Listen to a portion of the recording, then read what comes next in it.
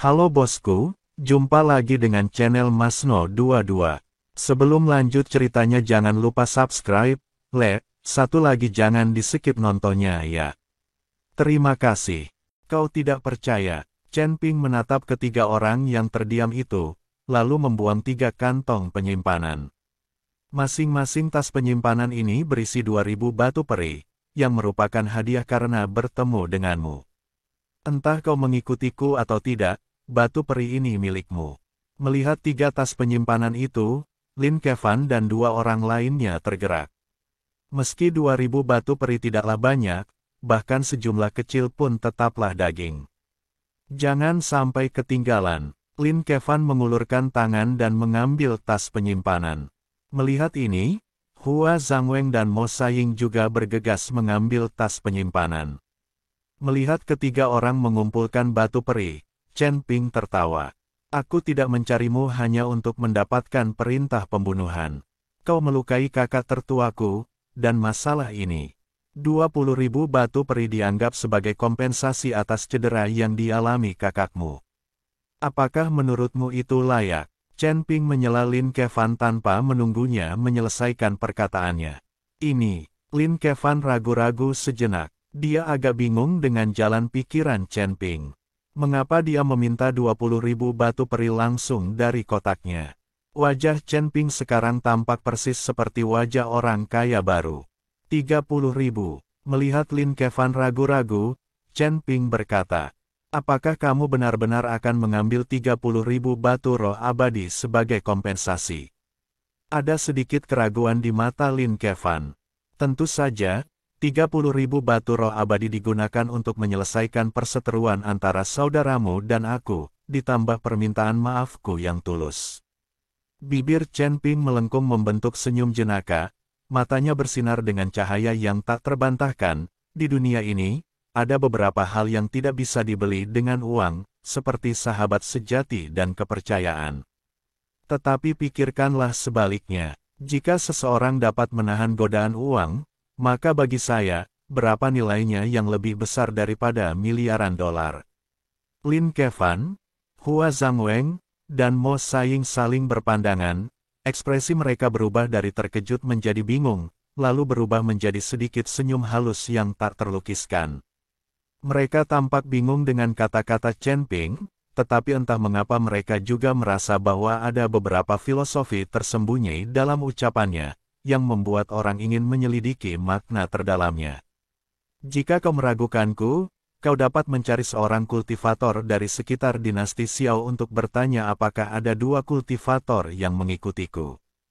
Aku akan memberi mereka hadiah 10.000 batu roh abadi. Chen Ping terus berbicara kepada ketiga orang yang kebingungan itu.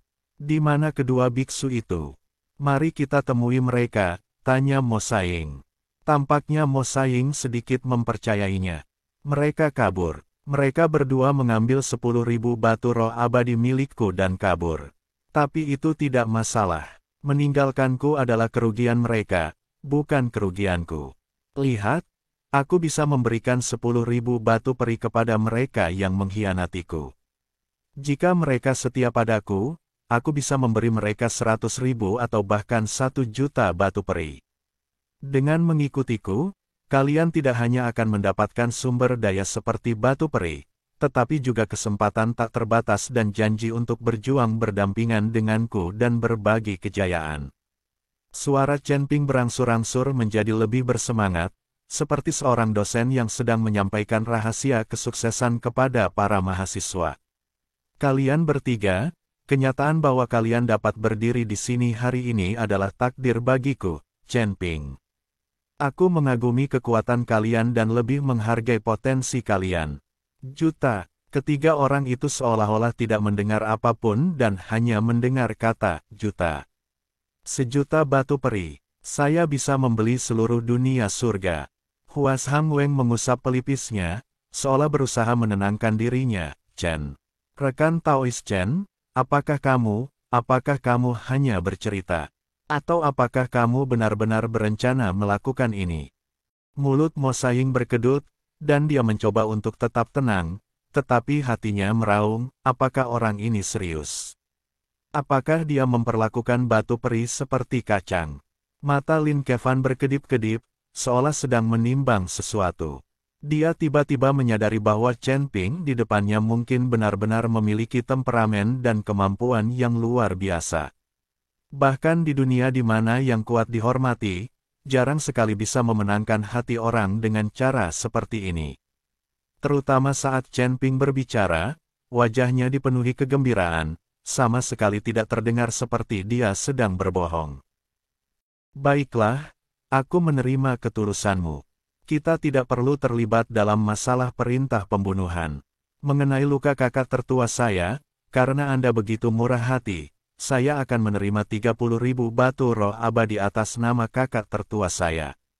Namun, saya selalu jelas tentang rasa terima kasih dan dendam. Jika Anda benar-benar memberi kami sejumlah besar batu peri, saya pasti akan membalas Anda 2 kali lipat jika saya memiliki kesempatan di masa depan. Lin Kevan menarik napas dalam-dalam dan memutuskan untuk tidak mengungkapkan identitasnya sebagai pangeran keempat kota Sun Moon untuk saat ini. Dia ingin mendapatkan batu peri terlebih dahulu. Sekarang setelah kita memiliki batu peri, tidak akan terlambat untuk membawa Chen Ping ke kota Sun Moon. Sumber daya di kota Sun Moon juga sedang menipis, jadi senang sekali bisa mendapatkan begitu banyak batu peri sekaligus. Terlebih lagi, Chen Ping adalah saudara iparnya, dan semua batu peri itu miliknya, jadi ini tidak boleh dianggap penipuan. Haha, tidak perlu membayarnya kembali. Ketika aku, Chen Ping, berteman, aku tidak pernah peduli apa yang bisa diberikan orang lain kepadaku. Aku hanya peduli apakah orang itu layak untuk diajak berteman. Chen Ping tertawa dan menepuk bahu Lin Kevan. Senyumnya tulus dan bangga. Ingatlah, di dunia ini, kekuatan dan kebijaksanaan sama pentingnya, tetapi yang lebih penting adalah di pihak mana Anda berdiri dan dengan siapa Anda memilih untuk berjalan. Melihat hal ini, Hua Zhangweng dan Mo Saying juga menyatakan kesediaan mereka untuk mengikuti Chen Ping. Karena Lin Kevan tidak mengatakan apa-apa, mereka tidak akan keberatan.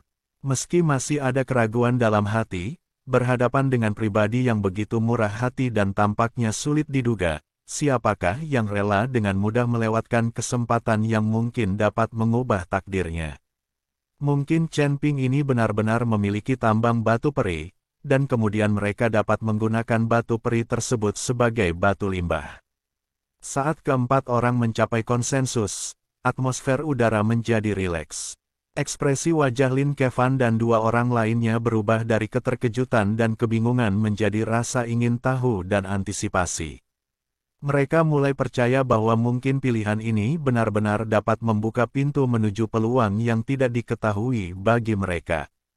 Penghasut semua ini, Chen Ping, tampak tenang dan kalem, seakan-akan segalanya berada di bawah kendalinya.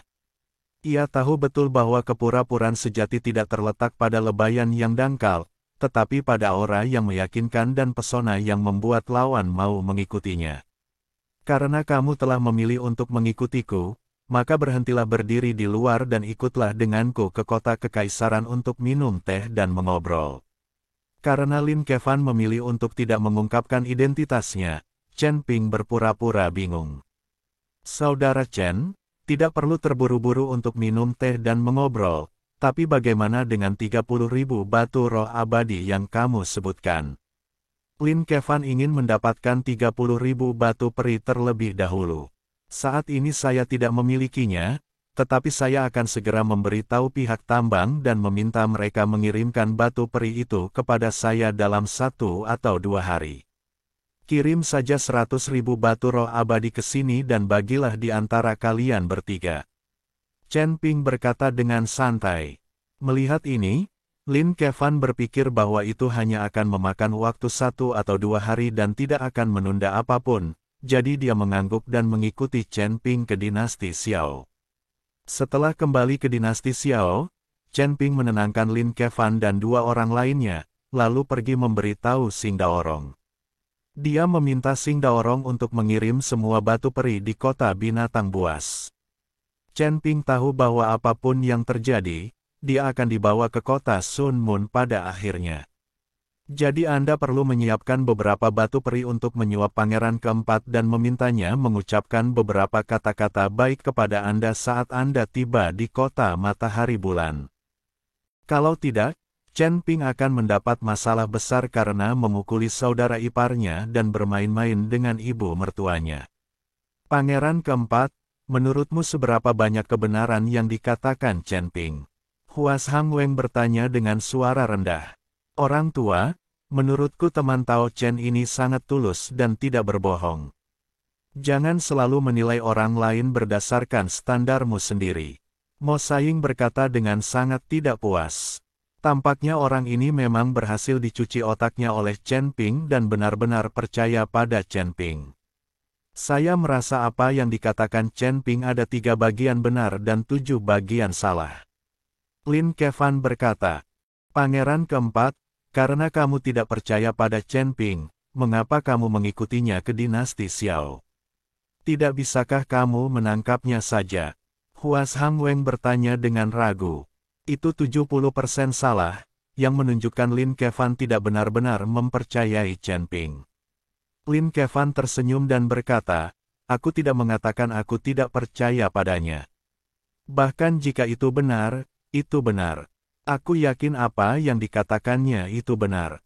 Kalau begitu, kita bisa mendapatkan banyak batu peri. Jika apa yang dikatakannya salah, maka kita tidak akan kehilangan apapun. Itu hanya membuang-buang waktu 2 hari. Bukankah sama saja jadinya jika kita membawanya kembali ke Sun Moon City? Pangeran keempat bijaksana. Hua Zhangweng dengan cepat mengacungkan jempol. Mo Saiying memutar matanya ke arah patua tongkat bunga dan mendengus dingin, penjilat. Hua Zhangweng hendak marah ketika dia melihat Chen Ping masuk. Batu abadi akan tiba dalam 2 hari, jadi untuk 2 hari ke depan, kalian bertiga sebaiknya menggunakan pil abadi dan berbagai ramuan abadi untuk berlatih. Sambil berbicara, Chen Ping mengeluarkan sejumlah besar pil dan ramuan ajaib dari cincin penyimpanannya. Kali ini, Chen Ping hampir mengosongkan semua sumber dayanya hanya untuk membuat Lin Kevan dan yang lainnya percaya padanya. Chen Ping mendengar percakapan antara ketiga orang tadi. Ternyata Lin Kevan tidak sepenuhnya mempercayainya.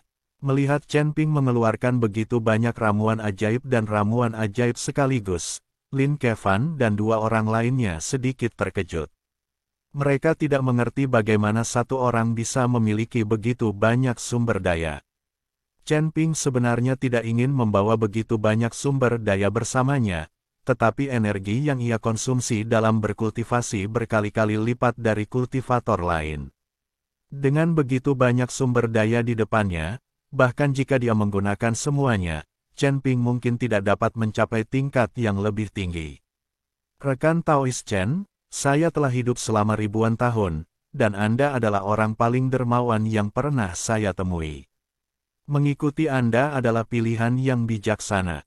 Mo Saiying berjalan mendekati Chen Ping dan berkata dengan penuh semangat.